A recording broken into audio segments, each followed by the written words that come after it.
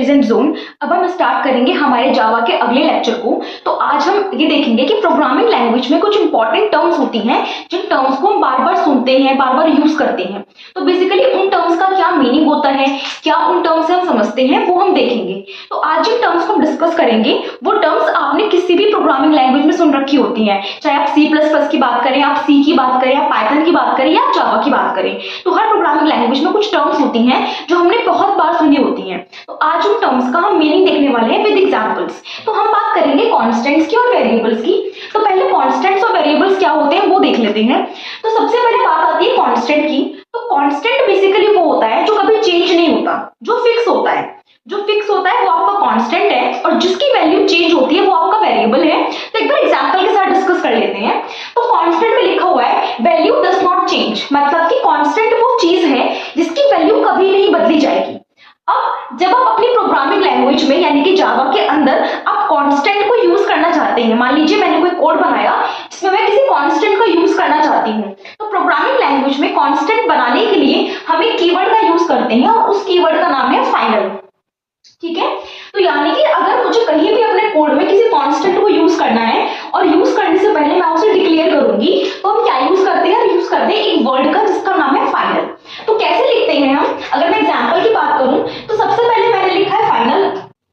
तो फाइनल क्या है, फाइनल बेसिकली मेरा कीवर्ड है। उसके बाद मैंने लिखा है इंट मैक्स इक्वल टू 100। तो इसको हम ब्रेक डाउन करते हैं और एक एक वर्ड को पकड़ के समझते हैं कि इसका मीनिंग क्या है।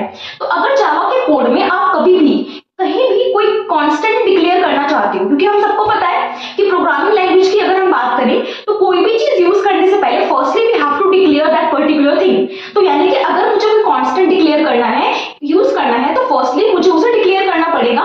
तो डिक्लेरेशन के लिए हम क्या करते हैं, सबसे पहले हम लिखते हैं कीवर्ड को। कीवर्ड क्या होता है, बेसिकली फाइनल। उसके बाद हम लिखते हैं क्या, अपना डेटा टाइप, यानी कि मैंने लिखा है इंट। उसके बाद मैंने लिखा कांस्टेंट वेरिएबल का नाम और उसके अंदर मैंने क्या स्टोर कराया है, 100। इसका मतलब क्या हुआ, जैसे ही आपका जावा का कंपाइलर इस कोड को देखेगा वो क्या समझेगा कि अगर यहाँ पे कीवर्ड लिखा हुआ है फाइनल, तो इसका मतलब ये लाइन किसके लिए है, ये लाइन कांस्टेंट के लिए है। और अगर यहाँ पे टाइप लिखा हुआ है इंट, मतलब कि वो कांस्टेंट किस टाइप का होने वाला है, तो बेसिकली वो कांस्टेंट वैल्यू इंट टाइप की होने वाली है। और मैक्स क्या है, मैक्स बेसिकली एक वेरिएबल है या आप ये कहें एक कंटेनर है, कांस्टेंट वेरिएबल है जो उस पर्टिकुलर वैल्यू को क्या कराएगा, अपने अंदर स्टोर कराएगा। तो बेसिकली कुछ इस प्रकार होगा कि इस नाम से एक डब्बा बनेगा मैक्स नाम का और उसके अंदर एक कांस्टेंट वैल्यू स्टोर होगी और उस कांस्टेंट वैल्यू का नाम क्या है, 100। ठीक है, तो मुझे कैसे मालूम चला कि ये कांस्टेंट है, क्योंकि जावा के अंदर मैंने क्या लगाया हुआ है, फाइनल नाम का कीवर्ड लगाया हुआ है। और जब भी जावा के अंदर हम कोई कीवर्ड को कोई कांस्टेंट को यूज करते हैं तो बेसिकली हम एक कीवर्ड लेते हैं, उस कीवर्ड का नाम क्या है, फाइनल। तो final int max equal to 100। मान लीजिए कि मुझे कोई कैरेक्टर टाइप का लेना है तो मैं कैसे लिखूंगी, तो उसको हम यहाँ पे देख लेते हैं। उसके लिए हम लिखेंगे फाइनल, मान लीजिए कैरेक्टर है तो मैंने लिखा कैर। फिर हमने कोई वेरिएबल ले लिया, मान लीजिए मैंने ले लिया वेरिएबल सी, उसके अंदर मैंने स्टोर करा दिया कोई कैरेक्टर ए। तो ये क्या हुआ, ये मेरा किसका हुआ, ये मेरा हुआ कैरेक्टर का। तो कैरेक्टर के लिए फाइनल, फाइनल क्या है, बेसिकली कीवर्ड है। कैर क्या है, कैर मेरा डेटा टाइप है। उसके बाद सी क्या है, तो सी एक कांस्टेंट वेरिएबल है जिसके अंदर मैं एक सिंगल कैरेक्टर को स्टोर करा रही हूँ जिसका नाम क्या है, ए। तो बेसिकली ये कुछ इस प्रकार का होगा कि ये एक बॉक्स बनेगा, इस बॉक्स का नाम क्या होगा, सी। इस बॉक्स का नाम क्या होगा, सी। और इसके अंदर क्या वैल्यू स्टोर आएगी, तो क्योंकि कैरेक्टर वैल्यू को स्टोर कराने के लिए हम यूज करते हैं इन्वर्टेड कॉमास का, इसलिए मैंने इन्वर्टेड कॉमा लिखा हुआ है कैरेक्टर में और इसकी वैल्यू अंदर क्या स्टोर होगी, ए। इस प्रकार से। तो बेसिकली तरीका होता है अपने जावा में किसी भी कांस्टेंट को डिक्लेयर करने का। कैसे डिक्लेयर करते हैं, तो पहले हम लिखते हैं फाइनल कीवर्ड को, उसके बाद डेटा टाइप को। अगर मैं इस सिंटेक्स को जनरल करना चाहूं तो कैसे लिखते हैं, तो पहले हम लिखते हैं फाइनल कीवर्ड को, उसके बाद हम लिखते हैं डेटा टाइप को, उसके बाद नेम किसका, कांस्टेंट वेरिएबल का नेम, और उसके बाद आपकी जो भी वैल्यू होती है वो आप लिख देते हो। तो इस तरीके से हम अपने कीवर्ड्स को बेसिकली अपने कांस्टेंट्स को कीवर्ड के साथ डिक्लेयर करते हैं। ठीक है, उसके बाद हम बात करते हैं सिंबॉलिक कांस्टेंट की। तो सिंबॉलिक कांस्टेंट्स का मतलब होता है ऐसे कांस्टेंट जिनको आप पर्टिकुलरली किसी सिंबल के साथ रिप्रेजेंट करना चाहते हो। जैसे कि पाई, हम सब ने मैथमेटिकल फंक्शन होता है पाई, उसको यूज किया होता है। तो पाई की वैल्यू क्या होती है, पाई की वैल्यू होती है 3.14।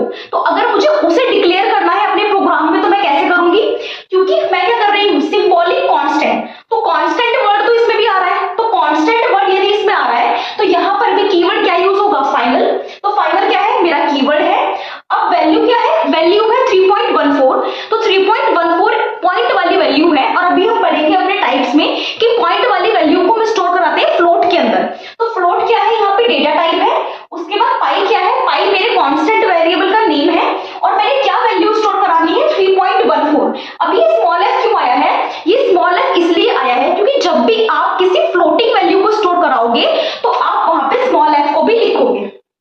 क्लियर? अभी ये चीज जो आपको और ज्यादा क्लियर होगी जब इस टॉपिक पे आएंगे। तो यहाँ पे समझने के लिए क्या देखते हैं कि फाइनल क्या है। फाइनल मेरा कीवर्ड है जो मैं कांस्टेंट के लिए यूज करती हूँ, फ्लोट मेरा डेटा टाइप है, और पाई क्या है, कांस्टेंट वेरिएबल का नाम है, और उसके अंदर एक वैल्यू स्टोर करानी है मुझे 3.14। तो ये कुछ इस प्रकार बनेगा कि यहाँ पे एक बॉक्स बन गया। इस बॉक्स का नाम क्या है, इस बॉक्स का नाम है पाई, और इसके अंदर वैल्यू क्या स्टोर होगी, इसके अंदर वैल्यू स्टोर होगी 3.14। और ये स्मॉल f क्या दिखा रहा है, ये स्मॉल f ये दिखा रहा है कि डेसिमल वाली वैल्यू किससे लेन देन रखती है, ये डेसिमल वाली वैल्यू का रिलेशन है मेरे फ्लोट से, ना कि डबल से। अब ये फ्लोट और डबल में क्या रिलेशन है, क्या कंफ्यूजन है, ये हम देखेंगे अभी वेरिएबल्स के बाद इसी वीडियो के अंदर। ठीक है, तो कांस्टेंट्स क्या होते हैं, कांस्टेंट्स वो होते हैं जिनकी वैल्यू कभी चेंज नहीं होती है, राइट। कांस्टेंट्स को डिक्लेयर कैसे करते हैं, तो फाइनल कीवर्ड का यूज करते हैं, उसके बाद आप लिखते हो डेटा टाइप को, उसके बाद कांस्टेंट वेरिएबल के नेम को इक्वल टू लगा के आप लिखते हो वैल्यू को, और लास्ट में आपका टर्मिनेशन साइन यानी कि सेमीकोलन आ जाता है। क्लियर? अब आते हैं अपने वेरिएबल्स पे। तो बेसिकली वेरिएबल्स वो होते हैं जिनकी वैल्यू चेंज हो सकती है, वेरी सिंपल। कांस्टेंट जिसकी वैल्यू चेंज नहीं होगी, वेरिएबल जिसकी वैल्यू चेंज हो सकती है। अब अगर मैं देखूं इनके डिक्लेरेशन में क्या अंतर आता है, तो जैसे मैं कांस्टेंट्स को डिक्लेयर करती हूँ प्रोग्राम में यूज करने से पहले, वैसे ही अपने प्रोग्राम में वेरिएबल्स को डिक्लेयर करती हूँ मैं यूज करने से पहले। ठीक है, अगर मुझे कोई वेरिएबल यूज करना है तो फर्स्टली मुझे उसे डिक्लेयर करना पड़ेगा। तो कैसे डिक्लेयर करते हैं, सबसे पहले क्या लिखते हैं, डेटा टाइप, उसके बाद वेरिएबल का नाम इक्वल टू के बाद आपकी वैल्यू। अब बात क्या आती है कि वेरिएबल में और कांस्टेंट में क्या अंतर है, तो बताने के लिए तो ये अंतर है कि वेरिएबल जिसकी वैल्यू बदल रही है, कांस्टेंट जिसकी वैल्यू फिक्स है। बल्कि लिखने में क्या अंतर है, तो आप नोटिस कर पा रहे होंगे बोर्ड पे, लिखने में किसका अंतर है, कीवर्ड का। यहाँ कांस्टेंट्स को जब मैं लिखती हूँ तो फाइनल कीवर्ड का यूज करते हैं। फाइनल कीवर्ड आपको ये बताता है कि उस पर्टिकुलर लाइन में जो वैल्यू आप लेने वाले हो that will be constant for whole program, वो आपके प्रोग्राम के लिए कांस्टेंट है, it can not be changed. But अगर आप डायरेक्टली वैल्यू लिख रहे हो, आपने आगे कोई फाइनल कीवर्ड नहीं यूज किया, डायरेक्टली आपने कहां से स्टार्ट किया, डेटा टाइप से, वेरिएबल का नेम लिया है, देन आपने वैल्यू ली है, दैट मींस कि वो क्या है, वो वेरिएबल है, उसकी वैल्यू आप आगे जाके बदल सकते हो। तो अगर मैं इसके सिंटैक्स की बात करूं तो इसका सिंटैक्स क्या बनता है, इसका बनता है आपका डायरेक्टली क्या, डेटा टाइप, ये आप बात कर रहे हैं वेरिएबल की, data type name of variable equals to आपकी वैल्यू। तो यहां देख पा रहे होंगे, बोर्ड पे देख पा रहे हैं कि कांस्टेंट्स को डिक्लेयर करते टाइम हम क्या यूज करते हैं, फाइनल कीवर्ड का यूज करते हैं, लेकिन वेरिएबल्स को डिक्लेयर करते टाइम हम किसी भी फाइनल कीवर्ड का यूज नहीं करते। डायरेक्टली डेटा टाइप, वेरिएबल का नाम इज इक्वल्स टू, या फिर ये कह लीजिए असाइनमेंट ऑपरेटर है, ये हम पढ़ेंगे अपने ऑपरेटर्स में। और यहाँ पे क्या है आपका 20 जो आपकी वैल्यू है, और ये हो गया आपका सेमीकोलन जो टर्मिनेशन कर रहा है। ठीक है, तो ये बात की हमने कांस्टेंट्स की और अपने वेरिएबल्स की। उसके बाद ये बात हुई आपके सिंबॉलिक कांस्टेंट्स की। सिंबॉलिक कांस्टेंट्स का मतलब जहां पे आप सिंबल दे रहे हैं। अब हम बात कर लेते हैं अपने डेटा टाइप्स की। तो डेटा टाइप्स में हमें जो मेन फोकस रखना है अपने जावा के अंदर, वो देखना है अपने प्रिमिटिव को, क्योंकि नॉन प्रिमिटिव हम आगे कवर करते हैं डेटा स्ट्रक्चर के अंदर। जो हम डेटा स्ट्रक्चर यूजिंग जावा पढ़ते हैं, या आपने सी पढ़ा होगा माइट भी, तो जो नॉन प्रिमिटिव वाला पार्ट है वो उसमें देखते हैं। फिलहाल हम जो पार्ट देखने वाले हैं वो है मेरा प्रिमिटिव पार्ट, और ये पार्ट कुछ भी नया नहीं है। अगर आपने जावा से पहले कोई प्रोग्रामिंग लैंग्वेज कर रखी है तो ये आपसे काफी फैमिलियर होगा, एक बार देख लेते हैं। तो प्रिमिटिव यानी प्राइमरी टाइप्स के अंदर क्या क्या आता है, इंट आता है। सबको पता है कि इंट का मतलब होता है वो जो इंटीजर वैल्यू होल्ड करेगा। तो इंट का मतलब क्या होता है, अगर मैं यहाँ पे लिखना चाहूं इस तरफ, तो इंट का मतलब क्या है, इंट का मतलब है आपका इंटीजर। इंटीजर मतलब कि इंट, और इसके लिए अपनी प्रोग्रामिंग लैंग्वेज में या जावा में हम कीवर्ड यूज करते हैं इंट। ठीक है, इसके अंदर कौन सी वैल्यूज आ सकती है, तो इसके अंदर आपकी इंटीजर वैल्यूज आ सकती हैं, माइनस इनफिनिटी से लेके प्लस इनफिनिटी, मतलब 1 2 3 4 0 -1 -2 -5, जितने भी आपके इंटीजर्स वैल्यू होती है वो सब किसके अंदर आती है, आपके इंटीजर के अंदर आती है। और इंटीजर मेमोरी में कितनी बाइट लेता है, तो इंटीजर मेमोरी में 4 बाइट लेता है। ठीक है, यानी कि अगर मैं इस प्रकार इसका रिप्रेजेंटेशन करूं मेमोरी के अंदर, अगर ये मेरी मेमोरी है, अगर ये मेरी मेमोरी है और यहाँ पर एक डब्बा 1 बाइट का है, एक डब्बा अगर 1 बाइट का है और ये मेरी मेमोरी है, तो इंटीजर कितनी बाइट लेगा, integer will take 4 byte, 1 2 3 4 byte. तो ये चारों डब्बे किसके होंगे, ये चारों डब्बे मेरे इंटीजर के हो जाएंगे। कुछ इस प्रकार आप समझ सकते हैं। तो मेमोरी में कितनी जगह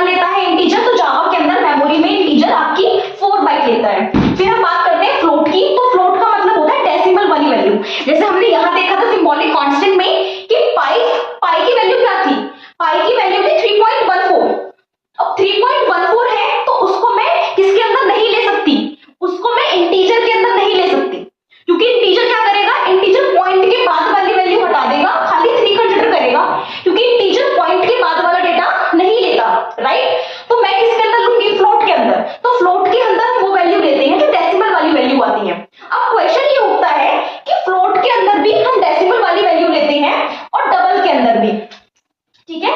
तो अगर मैं यहां पे लिखना चाहूं तो फ्लोट और डबल दोनों के अंदर जो डेटा जाता है वो डेसिमल वाला जाता है। फ्लोट के अंदर भी हम लेते हैं डेसिमल का डेटा और डबल के अंदर भी हम लेते हैं डेसिमल का डेटा, लेकिन जो लंबी डेसिमल वैल्यू होती है, लॉन्ग डेसिमल वैल्यू होती है, वो आपकी डबल के अंदर आती है, और जो छोटी मोटी फ्लोटिंग वैल्यू होती है वो आपकी फ्लोट के अंदर आती है, ठीक है। तो जो लंबी डेसिमल वैल्यू होगी जिसके पॉइंट के बाद बहुत सारी वैल्यूज होंगी, वो आपकी डबल के अंदर मानी जाती है बेसिकली, और जो आपकी छोटी मोटी डेसिमल वैल्यूज होती है वो आपकी फ्लोट के अंदर मानी जाती है। तो अब मैं आपको एक बात क्लियर करना चाहती हूँ यहीं पर कि क्यों मैंने जब पाई को डिक्लेयर किया अंडर द फ्लोट तो यहाँ पे एफ लगाया, ठीक है। तो सिंबॉलिक कांस्टेंट था, इसलिए मैंने फाइनल कीवर्ड लिया था फ्लोट, डेटा टाइप था मेरा क्योंकि मुझे डेसिमल वैल्यू स्टोर करानी है। पाई मेरे वेरिएबल का नेम था, 3.14 मेरी वैल्यू थी। ये फ्लोट मैंने इसलिए लिया है, या फिर जावा के अंदर फ्लोट के अंदर हम स्मॉल एफ को वैल्यू के बाद इसलिए लिखते हैं जिससे हम ये बता सके कि वो पर्टिकुलर डेसिमल वैल्यू किससे जुड़ी हुई है, फ्लोट से। अगर मैं ये एफ नहीं लगाऊंगी तो इसको माना जाएगा डेसिमल को किसके अंदर, डबल के अंदर, और यहां पर क्या आएगा, यहां पर एरर आएगा। क्यों आएगा, क्योंकि मैंने जब डिक्लेयर किया तो मैंने लिखा हुआ है फ्लोट डेटा टाइप, और जावा के अंदर यदि मैंने स्मॉल एफ नहीं लगाया तो ये मानेगा इसको डबल के अंदर, तो वैल्यू डबल के अंदर मानी जा रही है और टाइप उसका फ्लोट है, तो it will make sense, it will make no sense and it will show error. Clear. तो जावा के अंदर जब भी हम फ्लोट की कोई वैल्यू को लिखते हैं तो वैल्यू के तुरंत बाद साइड में स्मॉल एफ लगाते हैं, जिससे कि मेरे जावा के कंपाइलर को ये क्लियर हो कि हाँ टाइप भी फ्लोट है और वैल्यू भी फ्लोटिंग ही है, उसको आपको डबल के अंदर नहीं लेना है। क्यों कंफ्यूजन होती है, क्योंकि डबल भी डेसिमल लेता है, फ्लोट भी डेसिमल लेता है, तो इन दोनों में एक सेपरेटर के लिए बेसिकली फ्लोटिंग डेसिमल वैल्यू को और डबल डेसिमल वैल्यूज को सेपरेट करने के लिए हम फ्लोटिंग के अंदर क्या यूज करते हैं, फ्लोट के अंदर हम एक स्मॉल एफ यूज कर लेते हैं। अगर आप ये स्मॉल एफ नहीं यूज करेंगे तो वो डेसिमल में काउंट करेगा, और डेसिमल में काउंट करके वो एरर दिखाएगा। क्यों, क्योंकि आपने टाइप क्या ले रखा है, टाइप आपने ले रखा है फ्लोट। अगर एग्जांपल से इसको देखना चाहें यहाँ पर, तो मान लीजिए मैंने लिखा है यहाँ पे फ्लोट, फ्लोट के अंदर कोई वेरिएबल ले लेते हैं हम, ए ले लिया मैंने वेरिएबल, उसके अंदर मैंने वैल्यू लिख ली 5.17 और मैंने डिक्लेयर कर दिया। अब ये क्या है, फ्लोट मेरा डेटा टाइप है, ए मेरे वेरिएबल का नाम है और वैल्यू क्या है 5.17। अब यहाँ पे ये गलत हो गया, क्या हो गया, ये गलत हो गया। क्यों गलत हो गया, क्योंकि जब कंपाइलर इसको रन करेगा तो वो इस 5.17 को किसके अंदर मानेगा, डबल के अंदर मानेगा। क्यों मानेगा डबल के अंदर, क्योंकि मैंने यहाँ पर स्मॉल एफ को नहीं लगाया। समझ रहे हैं आप बात को, जब कंपाइलर इस लाइन को रन करेगा तो इस 5.17 को वो डबल मानेगा, क्योंकि मैंने यहाँ स्मॉल एफ नहीं लगाया है, और वो डबल के अंदर गलत क्यों हो जाएगा, क्योंकि मैंने टाइप कौन सा लिया है, टाइप मैंने फ्लोट लिया है। इसलिए इन दोनों को सेपरेट करने के लिए हम वैल्यू के तुरंत बाद क्या लगाते हैं, फ्लोट में स्मॉल एफ लगा देते हैं, जिससे कि क्लियर रहे कि इस डेसिमल वैल्यू को हमें फ्लोट के अंदर कंसीडर करना है, डबल के अंदर कंसीडर नहीं करना है। तो ये मीनिंग होता है यहाँ पे स्मॉल एफ का। I hope it will make sense to you. अब आता है कैर, तो वेरी सिंपल, जब भी मुझे कोई कैरेक्टर स्टोर कराना होता है, ए बी सी डी, वो सब किसके अंदर आता है, वो सब मेरा कैर के अंदर आता है, और कैर मेमोरी में 2 बाइट लेता है, ठीक है। अगर इसका एग्जांपल देखना चाहें हम तो बहुत सिंपल एग्जांपल होगा, कैर मतलब होता है आपका कैरेक्टर, कैर का मतलब हुआ आपका कैरेक्टर, और इसका कीवर्ड होता है आपका कैर।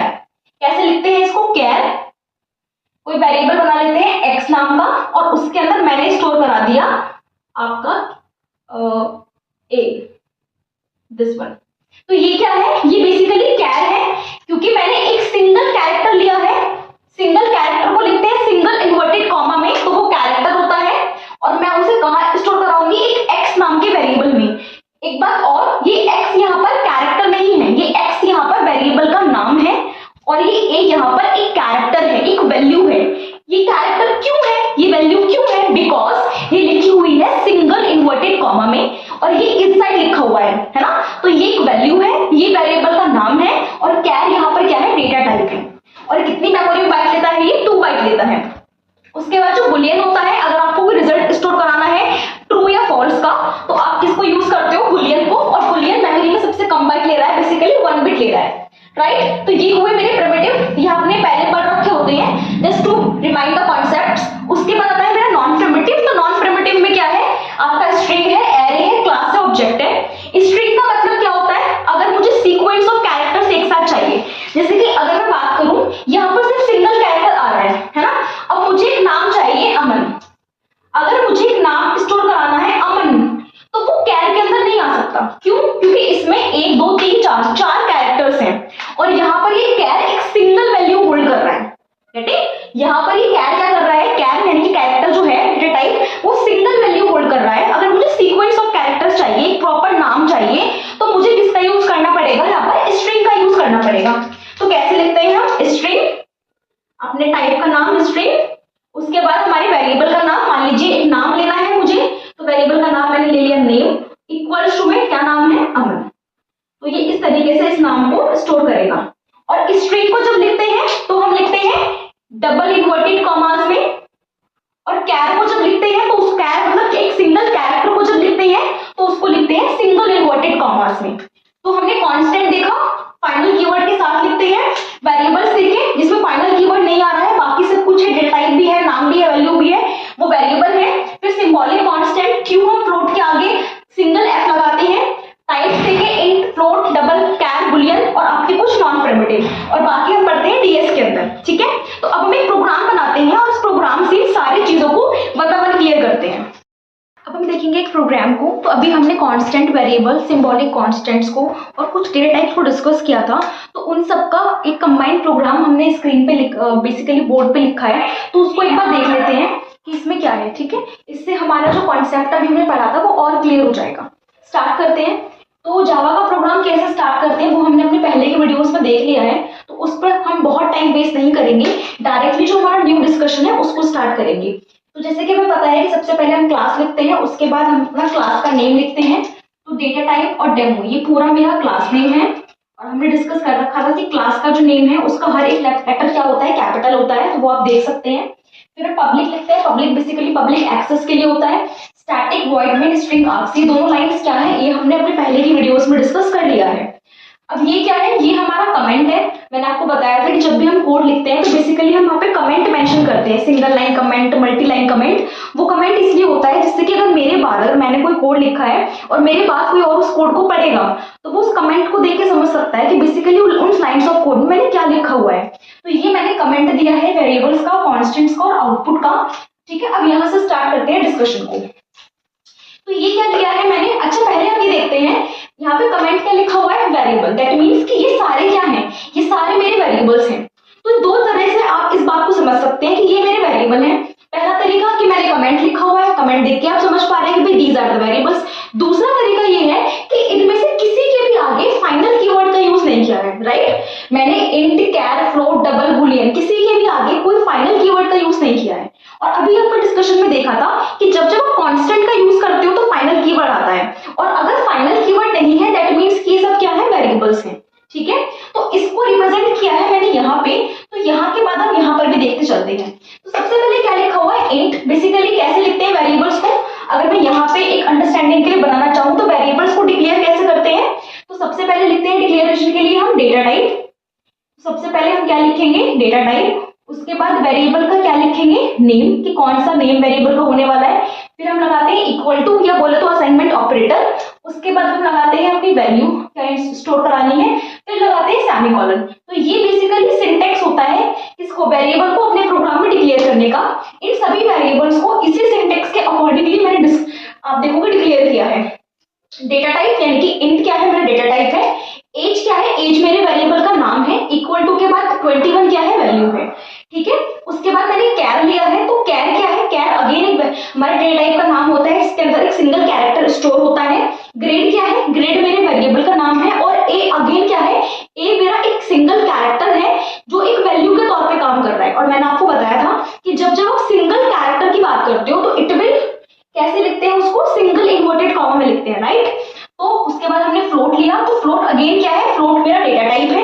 प्राइस क्या है, प्राइस मेरा वेरिएबल का नेम है और क्या वैल्यू लिखी है 99.5। और मैंने आपको बताया था कि जब जब आप फ्लोट की वैल्यू को लिखते हो तो आप क्या लगाते हो, आप यहाँ पर स्मॉल fp लगाते हो, इट विल मैंडेटरी, ओके। उसके बाद हमने लिखा है डबल। डबल अगेन मेरे टाइप का नेम है, सैलरी मेरा वेरिएबल का नेम है और उसके अंदर क्या स्टोर कराई है मैंने, वैल्यू। मैंने बताया था कि जब कोई बड़ी डेसिमल वाली वैल्यू होती है तो वो हम डबल के अंदर लिखते हैं और छोटी डेसिमल वैल्यूज को हम फ्लोट के अंदर लिखते हैं, और फ्लोट के अंदर लिखते टाइम हम लास्ट में स्मॉल fp जरूर लगाते हैं, ये मैंडेटरी होता है। फिर हमने देखा था बुलियन। बुलियन अगेन मेरा डेटा टाइप है, पास मेरा वेरिएबल का नाम है और ट्रू मेरी वैल्यू है। तो यानी कि इंट, कैर, फ्लोट, डबल और बुलियन ये सब क्या है, ये सब मेरे डेटा टाइप्स हैं। एज, ग्रेड, प्राइस, सैलरी, पास ये सब मेरे वेरिएबल्स के नेम है और ये सब जो इक्वल टू के बाद इस साइड लिखे हैं ये सब मेरी वैल्यूज हैं। तो ये प्रॉपर सिंटैक्स इस सिंटैक्स से मैच कर रहा है। इस तरीके से अपने वेरिएबल्स को यूज करने से पहले अपने जावा के कोड के अंदर हम डिक्लेयर करते हैं। अब यहाँ पे देख लेते हैं, तो मैंने आपको बताया था कि जावा के अंदर जो इंटीजर है वो 4 बाइट लेता है। तो आप देखिएगा यहाँ पे डब्बा बनाया हुआ है कितनी बाइट्स का, 4 बाइट का, और इंटीजर किस नाम का है, एज नाम का, क्या वैल्यू है 21। तो ये 4 बाइट का एक डब्बा है जो अपने अंदर क्या स्टोर कराए हुए हैं, 21 स्टोर कराए हुए हैं, क्योंकि इंटीजर जावा के अंदर कितनी बाइट लेता है, 4 बाइट। तो डब्बा कितनी बाइट का है, 4 बाइट्स का है, लिखा हुआ है यहाँ पे। उसके बाद हमने लिखा है कैर, ग्रेड। तो मैंने आपको बताया था कि जावा के अंदर जो कैरेक्टर होता है वो 2 बाइट लेता है। तो आप देख सकते हैं कि ये जो अगला बॉक्स है हमारा कैर का, ये कितनी बाइट ले रहा है, ये 2 बाइट्स ले रहा है। और इस कैर के बॉक्स का नाम क्या होगा, तो इसका नाम ग्रेड होगा और ये मेमोरी में कितनी बाइट लेगा, ये 2 बाइट लेगा। और इसकी वैल्यू क्या है, तो सिंगल कैरेक्टर यानी कि सिंगल इन्वर्टेड कॉमा के अंदर क्या लिखा हुआ है, कैपिटल ए। तो कैपिटल ए इसकी वैल्यू है, वेरिएबल का नाम ग्रेड है और कितनी बाइट लेगा, ये 2 बाइट्स लेगा, क्योंकि जावा में कैरेक्टर 2 बाइट लेता है। अगला क्या है मेरा, फ्लोट है। तो फ्लोट के लिए मैंने अगला बना दिया। उसके बाद फ्लोट कितनी बाइट लेता है, तो फ्लोट भी हमारा 4 बाइट्स लेता है। तो हमने लिखा हुआ है 4 बाइट्स। इसकी वैल्यू क्या है, तो इसकी वैल्यू है 99.5 और इस वेरिएबल का नाम क्या है, प्राइस। तो प्राइस नाम हुआ, उसकी वैल्यू 99.5 हुई और मेमोरी में कितनी बाइट लेगा, वो 4 बाइट लेगा। फिर हमारा डबल आता है। तो डबल कितनी बाइट लेता है, डबल हमारा 8 बाइट्स लेता है। तो ये सबसे बड़ा बॉक्स कितनी बाइट का है, 8 बाइट्स का है। इसका नाम क्या है, नाम इसका सैलरी है और उसके अंदर वैल्यू क्या है, तो 45,000.75 उसके अंदर वैल्यू है। फिर हमने लिखा बुलियन। तो बुलियन तो मेरा टाइप ही हो गया, कितनी बाइट लेता है, 1 बिट लेता है बेसिकली ये। तो पास क्या है, पास उसका नाम है, ट्रू उसकी वैल्यू है और मेमोरी में कितनी बाइट, 1 बिट। तो ये हमारा हुआ एक मेमोरी रिप्रेजेंटेशन करने का तरीका। हमें टाइप्स के माध्यम से ये मालूम चलता है कि बेसिकली वो टाइप जो है उसके अंदर जो वैल्यू आने वाली है वो मेमोरी में कितनी जगह लेने वाली है। ये टाइप्स हमें क्या बताते हैं कि वैल्यू किस टाइप की होने वाली है और मेमोरी में उसे स्टोर कराने के लिए कितनी जगह चाहिए। तो इंटीजर से मुझे मालूम चल जाता है कि वैल्यू इंटीजर होने वाली है और मेमोरी में वो 4 बाइट का स्पेस लेगी। फ्लोट से मुझे मालूम चलता है कि भैया वैल्यू छोटे डेसिमल पॉइंट्स की होगी, वो 4 बाइट लेगी। डबल से मुझे मालूम चलता है कि वो लंबे डेसिमल पॉइंट्स की वैल्यू होगी जो 8 बाइट लेगी। तो इस तरीके से इन टाइप्स के माध्यम से मालूम चलता है कि वैल्यू किस टाइप की होने वाली है और मेमोरी में उसे कितना स्पेस चाहिए। तो ये हमने देखा वेरिएबल्स के बारे में, उसके डेक्लेरेशन के बारे में और उसका मेमोरी रिप्रेजेंटेशन के बारे में। अगली बात कर लेते हैं कॉन्स्टेंट्स की। तो मैंने आपको बताया था कि कॉन्स्टेंट्स का जो सिंटैक्स है वो बिल्कुल सेम रहता है। बस क्या होता है, अगर ये सिंटैक्स वेरिएबल का है, वेरिएबल को डिक्लेयर करने के लिए ये सिंटैक्स है, मुझे इसे कांस्टेंट का बनाना है, तो क्या कर देंगे, कांस्टेंट का सिंटैक्स बनाने के लिए बस इसके आगे हमें कीवर्ड लगा देते हैं, क्या नाम, फाइनल नाम का। तो अब ये किसके लिए हो गया, अब ये कांस्टेंट के लिए हो गया कि भैया पहले कीवर्ड आएगा फाइनल, उसके बाद डेटा टाइप आएगा, उसके बाद कांस्टेंट वेरिएबल का नाम आएगा, फिर आपका इक्वल टू या असाइनमेंट ऑपरेटर आएगा, देन वो वैल्यू आएगी जो आप स्टोर कराना चाहते हो, देन आपका सेमीकोलन आएगा। तो यही डिफरेंस होता है बस वेरिएबल और कांस्टेंट के डेफिनेशन में कीवर्ड का मालूम। यहाँ पे हमें फाइनल कीवर्ड भी ले लेते हैं। तो ये किसका सिंटैक्स हो गया, ये हो गया मेरा कांस्टेंट का सिंटैक्स। तो यहाँ पे अगेन मैंने डबल सिंगल लाइन कमेंट में लिखा हुआ है कांस्टेंट, दैट मीन कि अब ये जो हम लेंगे ये कांस्टेंट होगा। तो कांस्टेंट के लिए आप देख सकते हैं ब्लू मार्कर से मैंने तीनों के आगे क्या लिखा हुआ है, फाइनल फाइनल फाइनल। तो ये फाइनल कीवर्ड तीनों के आगे लिखा हुआ है, ये बता रहा है कि ये सारी वैल्यूज कांस्टेंट होने वाली है, ये कभी चेंज नहीं होंगी। उसके बाद हम क्या लिखते हैं, उसके बाद हमने डेटा टाइप। तो डेटा टाइप क्या लिखा हुआ है, फर्स्ट वाले में लिखा हुआ है मैंने इंट, उसके बाद क्या लिखा हुआ है, तो फर्स्ट वाले में लिखा हुआ है टाइप इंट, देन फ्लोट और नीचे क्या लिखा हुआ है, बुलियन। उसके बाद क्या आता है, हमारे कांस्टेंट वेरिएबल का नेम आता है। तो ये जो मैक्स मार्क्स है, यहां से यहां तक मैक्स मार्क्स क्या है, ये नेम है।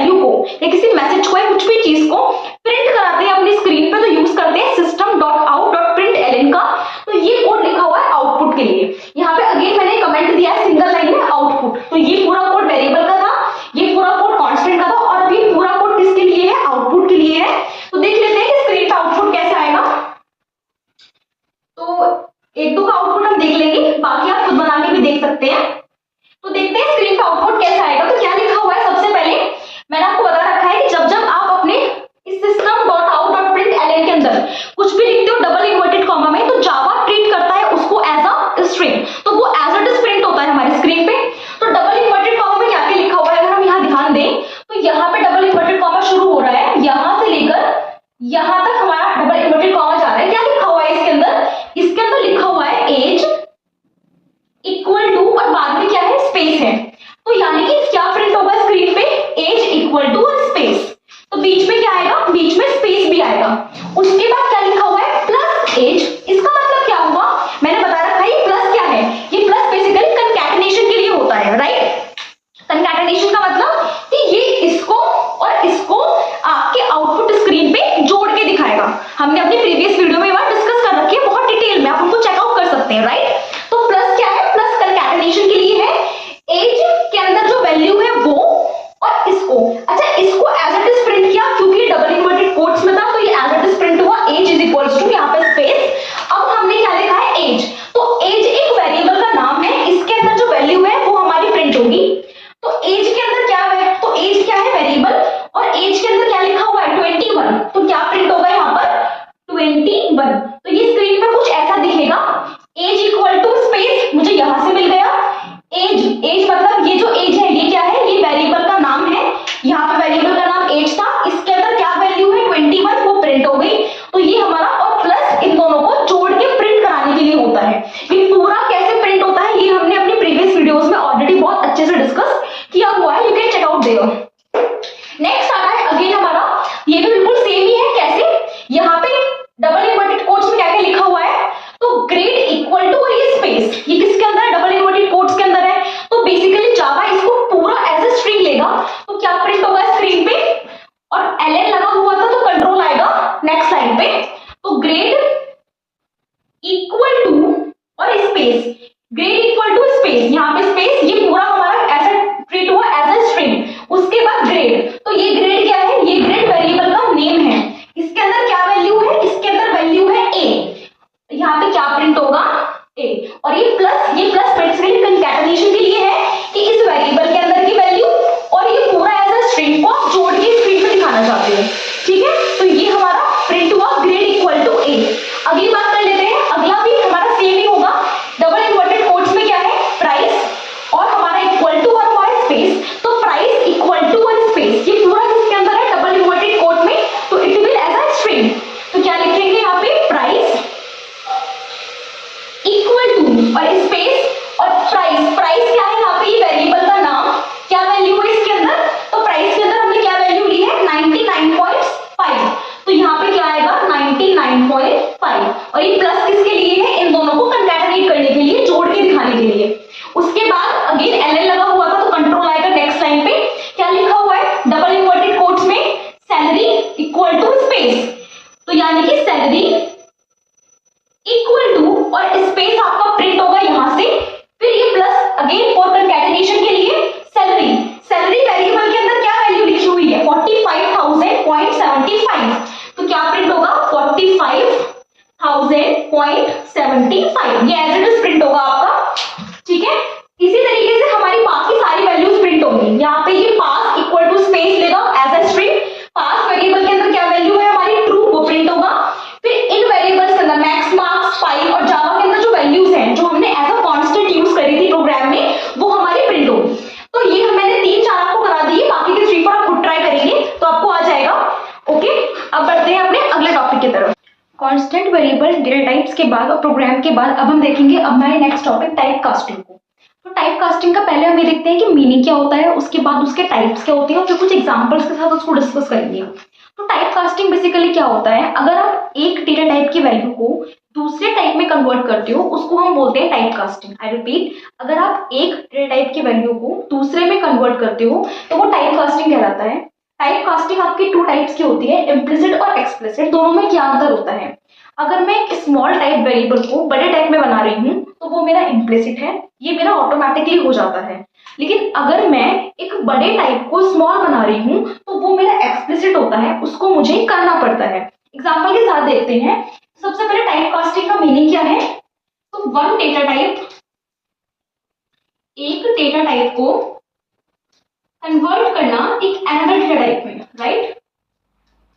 एक डेटा टाइप की वैल्यू को दूसरे डेटा टाइप की वैल्यू में कन्वर्ट करना, ये मेरा टाइप कास्टिंग कहलाता है। ये 2 टाइप के हैं, इम्प्लिसिट और एक्सप्लिसिट।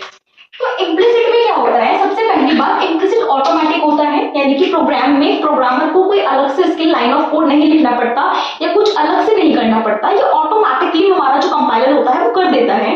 और इसमें होता क्या है, तो इसमें हम स्मॉल टाइप से बिग बनाते हैं, जैसे कि इंटीजर मेरा एक छोटा टाइप होता है एज कंपेयर टू फ्लोट, और फ्लोट मेरा छोटा होता है एज कंपेयर टू डबल। तो इंटीजर टाइप की वैल्यू को फ्लोट बनाना या फ्लोटिंग टाइप वैल्यू को डबल बनाना, यानी कि कोई छोटे टाइप की वैल्यू को एक बड़े टाइप में कास्ट करना, बड़े टाइप में कन्वर्ट करना, वो किसका पार्ट है, वो इम्प्लिसिट का पार्ट होता है। ठीक है, उसके बाद देखते हैं एग्जाम्पल्स को। एग्जाम्पल समझते हैं, ये तो हुआ थ्योरी कि भाई स्मॉल टाइप की वैल्यू को बड़े में बना रहे हैं तो वो हमारा इम्प्लिसिट होता है और ऑटोमेटिक होता है। एग्जाम्पल देखते हैं। एग्जाम्पल में क्या लिखा हुआ है, इंट a इक्वल टू 10। तो बेसिकली एक वेरिएबल है जिसकी वैल्यू 10 है और वो इंटीजर टाइप की है। नीचे क्या लिखा हुआ है, नीचे मैंने क्या करा, मैंने उसको डबल बना दिया, मतलब कि मैंने इंटीजर से क्या बना दिया, डबल। तो आप देख पा रहे हैं इस पूरे चार्ट में, इस फ्लो में इंटीजर तो मेरा छोटा टाइप है और डबल मेरा एक बड़ा टाइप है। तो मतलब मैं डायरेक्टली डबल लिख सकती हूँ, मैंने कोई लाइन ऑफ कोड नहीं लिखा, मैंने बस चेंज कर दिया कि double b equal to a। तो अब बस होगा क्या कि ये जो a वेरिएबल जो ऊपर इंटीजर टाइप का था, नीचे मैंने इसको कास्ट कर दिया है किसमें, डबल टाइप में। समझ रहे हैं आप बात को? तो यहाँ पर a वेरिएबल जो है ये मेरा इंटीजर टाइप है, लेकिन नीचे वाली लाइन में मैंने इस a को किसमें कास्ट कर दिया, मैंने इस a को कास्ट कर दिया है b में, और इस a की वैल्यू को मैं कहाँ स्टोर करा रही हूँ, b में स्टोर करा रही हूँ। और यहाँ पे हमने प्रिंट करा लिया तो आपका आउटपुट आ गया 10। आउटपुट 10 क्यों आ गया, क्योंकि a के अंदर जो वैल्यू थी वो मैंने कहाँ असाइन कर दी है, a के अंदर जो वैल्यू थी मैंने असाइन कर दी है b के अंदर, और अब जो डबल बन चुकी है। तो बेसिकली अभी जो 10 प्रिंट होगा ये मेमोरी में कितनी बाइट लेगा, ये मेमोरी में 8 बाइट लेगा। अगर ये 10 प्रिंट होता बिना इस लाइन ऑफ कोड के, अगर ये 10 डायरेक्टली सिर्फ इस पे प्रिंट होता int a इक्वल टू 10, तब भी ये 10 प्रिंट होता और अब भी ये 10 प्रिंट हुआ। डिफरेंस क्या हुआ टाइप कास्टिंग से, कि अगर ये इसके बिना प्रिंट होता तो ये इंटीजर में प्रिंट होता और ये 4 बाइट ले रहा होता, लेकिन ये अब डबल में प्रिंट हुआ है तो ये कितनी बाइट ले रहा है, मेमोरी में 8 बाइट ले रहा है। तो ये होता है हमारा इम्प्लिसिट टाइप कास्टिंग, छोटी वैल्यू को बड़ी वैल्यू में कन्वर्ट करना। यहाँ पे आप देखोगे मैंने कुछ बहुत एक्स्ट्रा कोड नहीं लिखा है, ये ऑटोमेटिकली होता है, बस मैंने टाइप मेंशन कर दिया कि भैया मैं इंटीजर से अब डबल बना रही हूँ, दैट्स इट। एक एग्जांपल और लेते हैं, इसको हमें जरूरत है समझने की ध्यान से। तो यहाँ पे मैंने क्या करा है, यहाँ मैंने डिक्लेयर किया है कैरेक्टर को। तो हम सबको पता है कि जो कैरेक्टर होता है वो 2 बाइट लेता है, राइट। तो मैंने डिक्लेयर किया कैरेक्टर को, तो कैर क्या है, कैर मेरा डेटा टाइप है, ये मेरा वेरिएबल का नाम और a।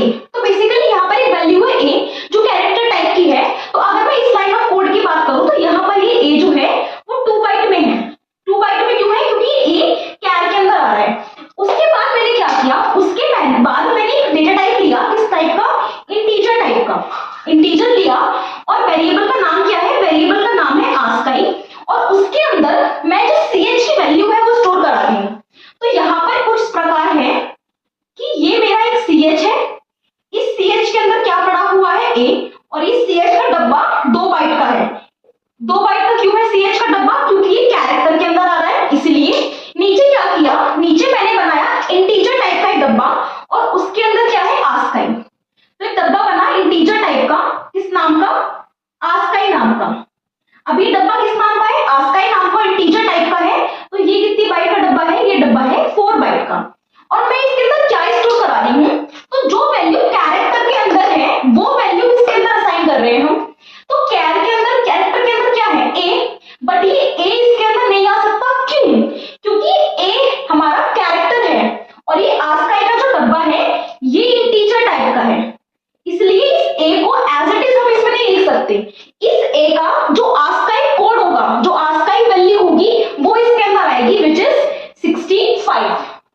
ठीक है, तो this is the example, perfect example of type casting, कि ऊपर मेरे पास एक वैल्यू थी कैरेक्टर टाइप की जिसके अंदर एक कैरेक्टर डेटा था a, बट जब मैंने इस a को टाइप कास्ट किया किसमें, इंटीजर में, तो भाई ऑब्वियसली बात है कि एक अल्फाबेटिकल वैल्यू है और इंटीजर एक न्यूमेरिकल वैल्यू होती है। तो आप a अल्फाबेटिकल वैल्यू को इंटीजर न्यूमेरिकल वैल्यू में फिट नहीं करा सकते।